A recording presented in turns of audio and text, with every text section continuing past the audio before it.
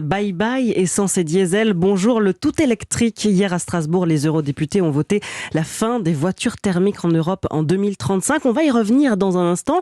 Mais arrêtons-nous d'abord, Maude Descamps, sur une autre mesure contre le réchauffement climatique qui devait être votée hier, la réforme du marché européen du carbone. Réforme qui devait être historique, mais qui manquait d'ambition pour la gauche et qui va finalement être retoquée. Que s'est-il passé, Maude ? Eh bien, les eurodéputés examinaient 3 textes autour du thème des émissions de CO2. Le premier concernait la fin des quotas carbone gratuits qui sont accordés aux industriels.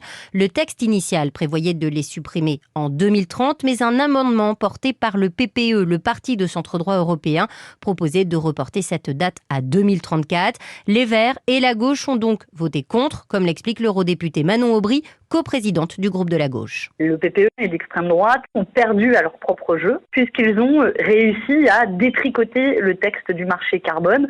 La gauche, dans son ensemble, nous avons fait le choix de ne pas voter ce texte qui reniait toute ambition climatique, qui n'était rien d'autre que le résultat des attentes des lobbies qui ont été très actifs ces derniers jours et ces dernières semaines. 2 autres textes devaient être soumis au vote, notamment la très attendue instauration d'une taxe carbone aux frontières, ainsi que l'instauration d'un fonds social.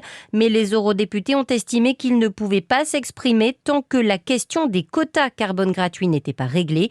Les 3 textes ont donc été renvoyés en commission pour être réécrits. Ils seront réexaminés au mois de juillet. Maude Descamps du service économie d'Europe.